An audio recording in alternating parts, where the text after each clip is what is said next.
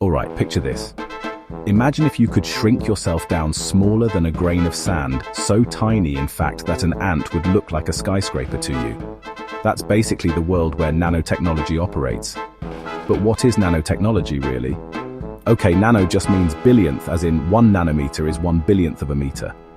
For comparison, a human hair is about 80,000 nanometers wide. So nanotechnology is all about building things and manipulating stuff at that almost unimaginably tiny scale. Let me hit you with an everyday analogy. Imagine you're building a house, but instead of using bricks, you're using Lego pieces so small, you'd need a microscope to see them. When you work at the nano level, even everyday materials like gold or carbon can behave in totally new, mind-bending ways.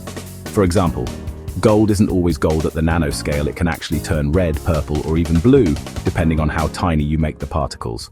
Wild, right? Now, how does nanotechnology show up in real life? Well, it's already in your sunscreen. Those super fine, invisible layers that protect you from sunburn. That's nanoparticles at work, blocking UV rays without leaving you looking like a ghost. Or think about stain-resistant clothes. Those fabrics are coated with nano-sized whiskers that make liquids just roll right off.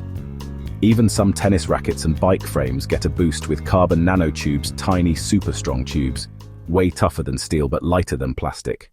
But it's not just about cool gadgets or science fiction stuff. Nanotech is also helping out in medicine. Picture tiny robots, almost like miniature doctors swimming through your bloodstream to target diseases right at the source.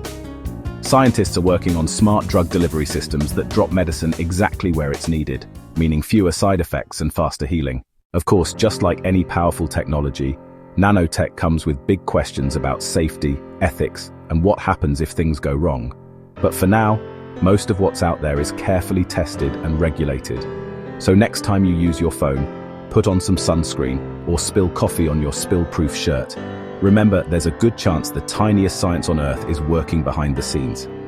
Nanotechnology isn't just the future, it's already part of your everyday life, even if you can't see it. Thanks for hanging out with me as we zoomed into the nano world. If you want to see more everyday science broken down, don't forget to hit that like button and subscribe. See you in the next one.